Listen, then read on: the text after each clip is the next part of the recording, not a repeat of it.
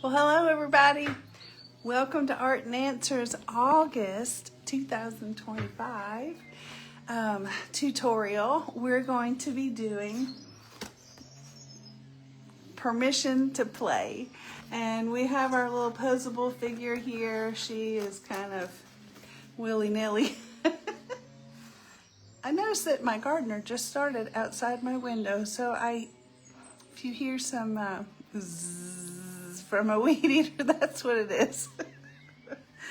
I hope he won't be there long.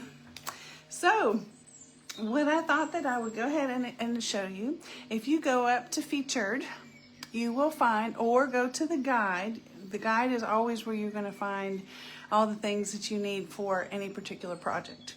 So, if you go this month to featured, or if you go to the guide and find permission to play, you will find some of these printouts. And so I went ahead and put 2 of them on there because I just felt like that would save paper. You could use two at one time if you wanted to. And also I've got this printout of different words: play, adventure, explore, and create. You are certainly welcome to use any words that you like. But I printed this out forward and I printed it out backwards for a reason. So if you are, excuse me, if you want to print it out legibly, like you can read this word play, which I just noticed is backwards for you, but if you print it out legibly, then you can either decorate right on the copy paper and cut it out, or you can cut it out and use it as a template on whatever. If you decide you want to make it reversed, print it reversed, then you can do what I did with my little dolls, and I glued it to the back side of scrapbooking paper, and then I just cut it out. Really easy peasy. And that's what we're going to be doing today with our letters. You see, it looks straight. It looks forward to you because it's backwards, but it's really printed backwards and on a piece of scrapbook paper. And so we'll be cutting that out. You'll see how it'll work. Don't worry. So get those things printed out. Get out some scrapbooking paper, or remember back in March or April, remember when we did all that composite, the collage? Remember all those papers that we made by scraping and stenciling and splattering and all those things that we ended up using in collage? You can use some of those paper instead of scrapbooking paper. I have like a whole drawer full of possibilities in there that I've made of scrap stuff. So we've got that. So the first thing, so this month's theme is discovery and playfulness. And that's something that adults just forget how to do. They just get told to sit down, be quiet, go to work, be productive, do the things, cook supper, that you just get to the point where you just don't want to play. It's not fun. But we need it so badly. We need it. Our brains need it. We need to sort things out and problem solve. And we need to feel the joy of creating. So I'm encouraging you to add a little playfulness, add a little life, creativity, and discovery into your life.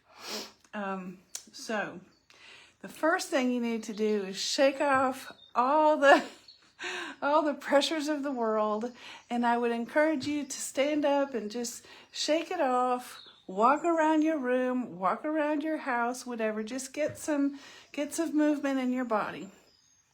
Get your creative muscles warmed up. And this is every time, not just now. This is just a practice. And I have 6 points, a 6-point practice, okay? And so the first thing I would do is get up and move around, which I have already been doing today. So I'm ready. And I have already glued my stuff on here. So I'm going to be, while I'm talking to you about all these things, I'm going to be cutting out my letters. And we're going to talk about what, oh, Donna's back. Hello. So when children play, what do they do when they play? Tell me. Why is it so productive for them to, and necessary for them to have playtime? I think it's important for them to be able to learn how to connect the dots, right? And figure out how things work. And children sometimes don't really, they don't know consequences. And unfortunately, sometimes we know consequences as adults, don't we? So sometimes we can use a little bit of our knowledge as an adult to obviously not get hurt or whatever, but so we're really better posed to do some experimentation and discovery because we do understand the consequences. I'm going to turn you down here so you can see my little hands working, okay? Here we go. There's all my stuff. So I think children really, we can watch them and we can really learn what we need to be doing as far as play and discovery. My next question is, what would your artwork look like if you weren't so afraid of it not being perfect? I mean, honestly, who cares if it's perfect? It's your art. But I think a lot of people, especially adults, when they're getting back into a creative life, I think they think, oh, I can't do that. It looks terrible. It's awful. I can't do it. It's not perfect. And I want to ask you a question. When was the last time you did something for the first time, or that you were very inexperienced with, that you did perfectly? Did you get in a car and drive it perfectly the very first time? Did you, I don't know, does anybody have an example of something they've learned to do? You know, the first time, have you ever baked biscuits? You have to know how to knead it. You know, have to get the yeast in there. You have to let it rise. I mean, there's a lot of little steps. Now, this is an example of one that I did wrong. It looks straight to you, but it's backwards. So, all right, that's okay. So, I've got these. So that needs to go there. I don't know, I kind of like it backwards. It's kind of fun. This one. Let's move our little girl.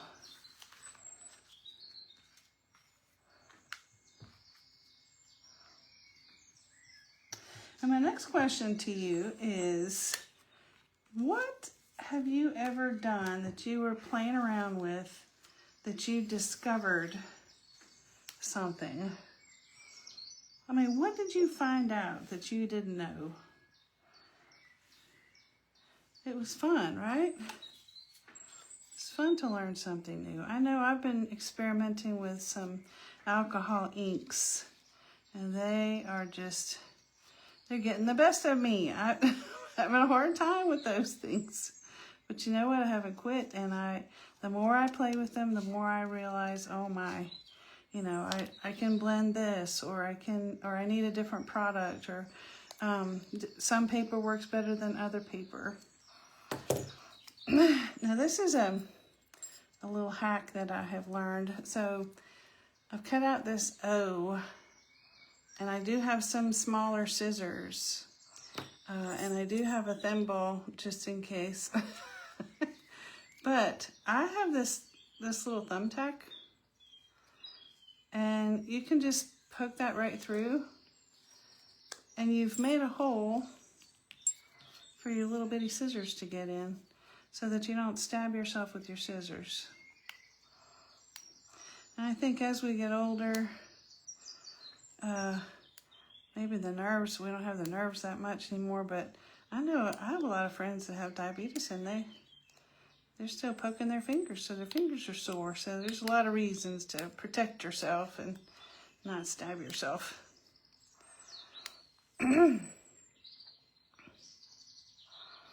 Now, I'm going to show you how to assemble this doll today, but I'm not going to actually go through the whole process because it is a little bit tedious. And it's not something that you necessarily want to watch me do. I know that you'll have fun doing it yourself, but it was kind of flat right there. I enjoyed reading everything that you did this summer. Everybody was telling me what you did. That was great. And of course, you guys followed our trip to Missouri. That was an incredible trip. We saw so many things, and we had a chance to giggle with each other, and then I got to meet up with my creative friends, and we had so many ideas to make your rest of your years great. It's going to be so great.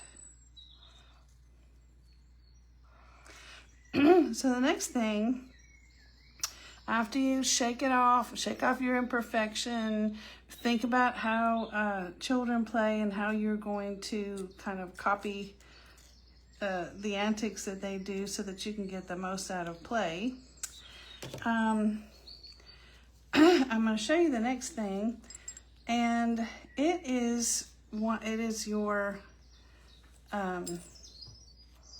theme supporting activity of this month. We're going to make a die, and I'll probably put it up later today or tomorrow. But this is just a little box, and it's a way to kind of get you started. Like, I don't know what to do. And so I've got one that has these words on it, and I've got a blank one as well. So you can color it, you can add your own words, whatever you can think of. But this is in order to show you what to do. So this one says add movement. Make your subject like it's leaping, dancing, floating, or swirling. This one says imagine a world. Imagine a world. Turn your subject into fantasy land, underwater city, space colony, enchanted forest. Change your perspective. Draw upside down or with your non-dominant hand. So there's 6 different sides of this, and there's 6 different things. And honestly, just making the box was a lot of fun to me. And I used my Uno stick.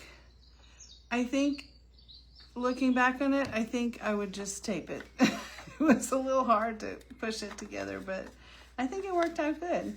So this is a way for you to really kind of get yourself going. Stop worrying about that blank page. What am I going to make? What am I going to do? And there's some other things that you can do, maybe not for yourself, but for your kids. I read this and I thought I wanted to share it. Like a mixed media bag, a mystery bag. And you just go around and you collect just odd random things, scraps, string, tape, foil, just whatever. And the person that gets the bag has to use everything in the bag. And they're encouraged to use anything else that they want, like forks or corrugated cardboard or something like that. And the whole point is use your imagination, layer things, use unusual combinations of colors, use different textures. I just can imagine that being a really fun project with some children that you love, I just thought that was fun. All right, so I've got my hole here in the R, and this one's going to be correct. So I lost my other R, and that's why I made another one, but I was very distracted while I was doing it, so obviously I glued it on there backwards. And there are a lot of things that you have to kind of work out. Like, I decided that I was going to use this scrapbooking paper, but it's not the same standard size as our watercolor paper that we've been using.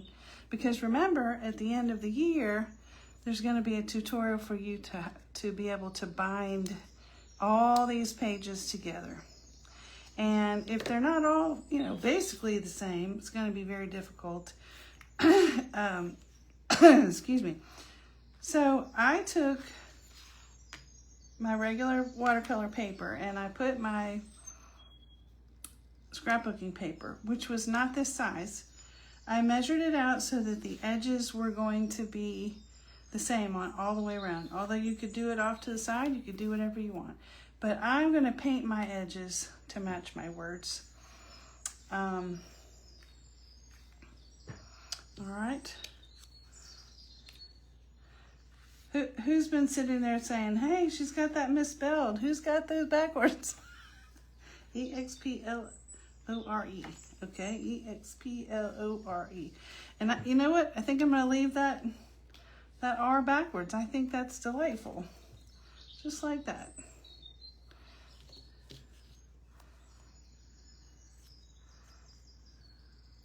There we go. Okay. You know, kind of gives you a little extra bit of mystery, right? Mystery. So I'm going to go along and I'm going to paint the edge of this so that it can be drying. You could glue other paper on there. You could go whatever you've got, you know. That's the whole point. I cut out a bunch of these girls. I used them. I used scrapbooking paper. I used a map. This one today, we're going to use a map. I used some magazines. So I've got one that is like all roses. And I mean, just, that's what's fun. You just start thinking, what can I use that would be different?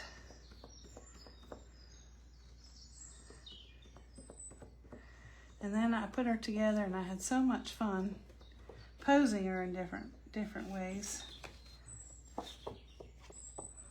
I just kind of eyeballed how much space there was, and I'm just going to kind of fill this in. With the example that I did, I ended up doing them differently, the sides differently, and that was because of the composition of the piece. And when I finish this, I'll show it to you. Oh, a little paint boogie right there.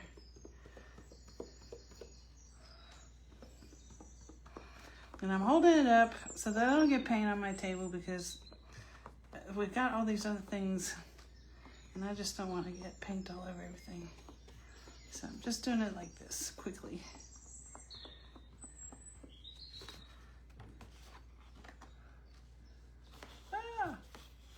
Well, everything in life is a challenge, isn't it?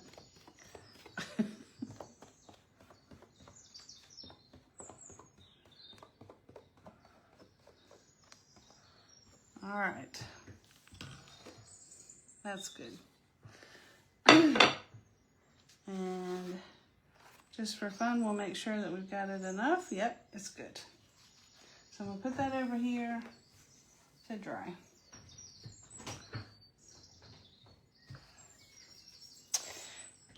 All right. And now this girl, I would suggest that the shapes are not particularly intuitive.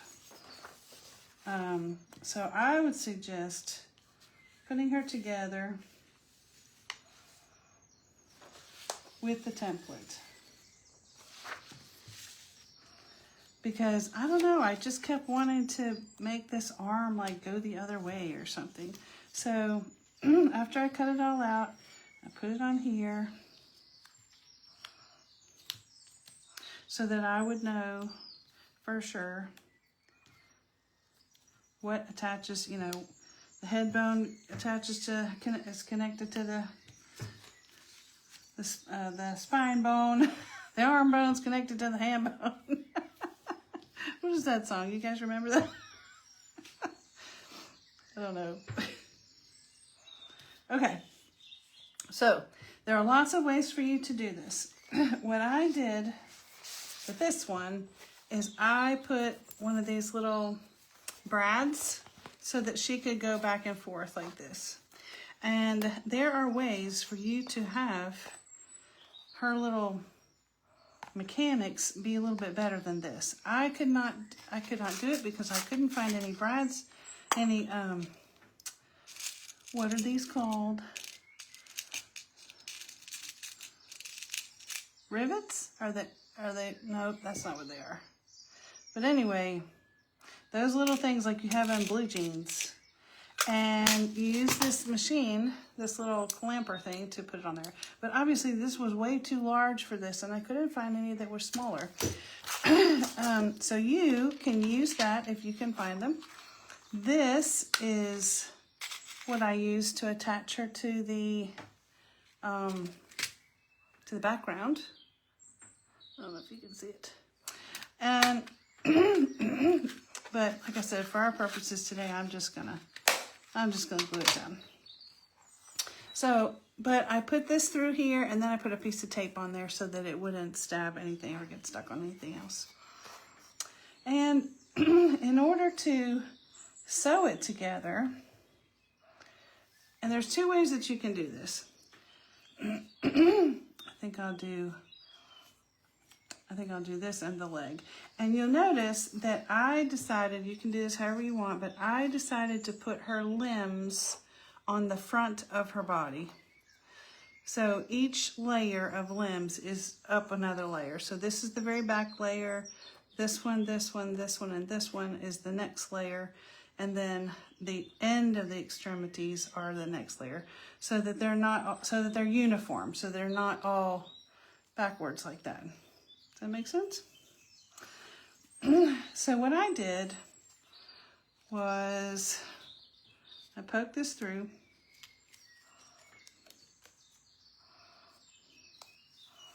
Got her little body. Went through her little leg. And then I got a bead. Now, there's two ways you can do this. You can go back through the same hole, but you're gonna have to make sure that you glue it on the back of the doll, because this will give more range of motion, but it will also come off a lot easier. So that one I went back through the same hole. This one I'm gonna go right next to it.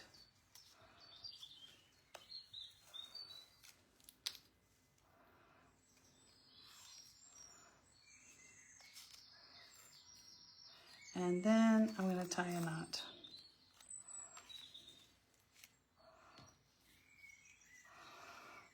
And we're going to do a square knot. So you go over one way,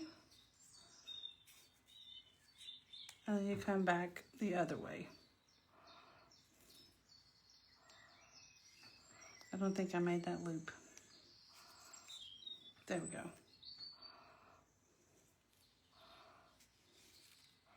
Okay. And then we're going to cut this. Put a dab of glue on the back, and voila, you have I didn't tie it tight enough. You have a movable joint there. Okay? So, like I said, I'm not going to make you watch me do that. It's tedious. But that's going to take 8 little beads. So we are going to glue this whole thing together. while we talk about the rest of our stuff here. So we'll recap. You shake it off when you first get started to get creative. You think about what children do and their process of play and discovery, and the things that they do may or may not have consequences. If you're completely stuck, you can use your little die that you're going to make this week. And that'll kind of get you started. There we go. And then we're going to reflect. I think this is my official heavy book for when I need to dry things, but I also use it to glue.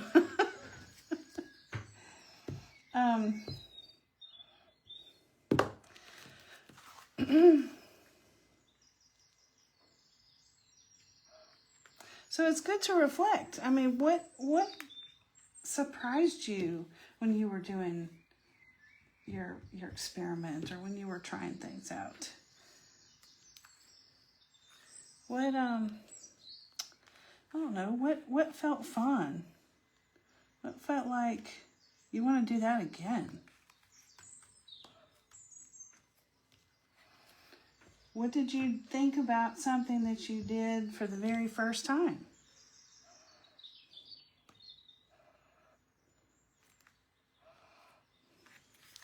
And one of my personal favorites is, what would you entitle it? Sometimes when I'm making things, oh boy, the title just pops right off the page at me. And sometimes I have to get you guys to help me. Sometimes I ask friends. I have asked ChatGPT if I wanted to.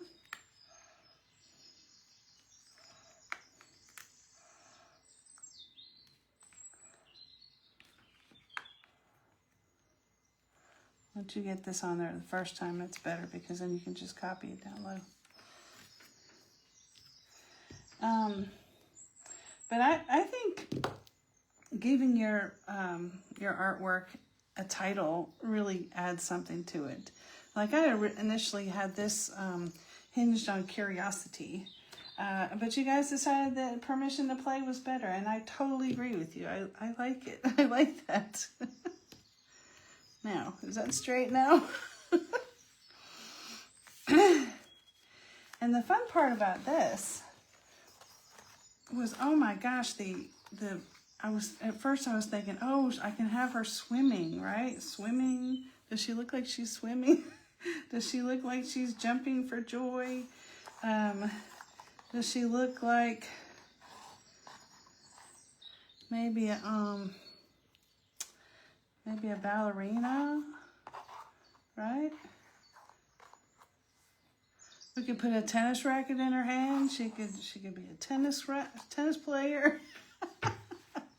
So that's the fun part of that. So we have to decide what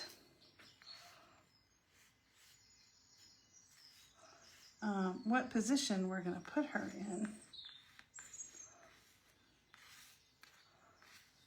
And of course she can go right over that word. See how this is a map? Isn't that fun?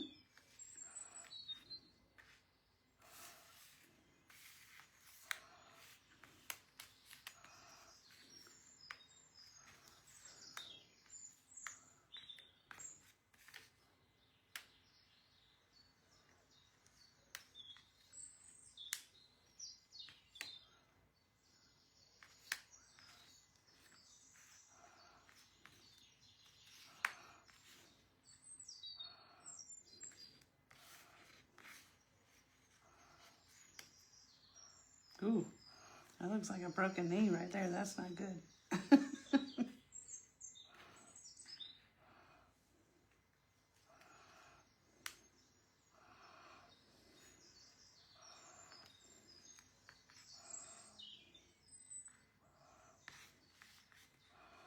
think I have that backwards.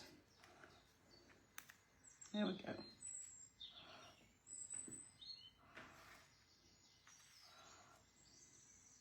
Maybe something like that. How about it? And the last thing you can do is to put on some upbeat music or nature sounds. You know, celebrate your messiness and as a sign of experiment. Make sure that you ban words like mistake and ugly. I'm going to put this on here so that it will glue those words down. And I'll bring it back up here. And the most important part is that you share your art with somebody you know cares. Somebody you feel safe with. Someone you know is going to uplift you and say, wow, what a great job you did. Because it's okay to have some boundaries. It's okay not to show your artwork to someone you know is going to go, oh, it is not perfect. Because you know what? That's them coming out. That's their worries and expectations coming out, and it shouldn't be reflected on you. So share your stuff, and if you share your stuff in the post that I'm going to put at the end of the month, you could be in the drawing to win. Isn't that great? So I'm so excited about some of our new changes and this project and binding everything together at the end of the year. We're going to have some guest speakers, and it's really going to be fun. Thank you so much for coming. As always, I appreciate you. Thanks. We'll see you soon.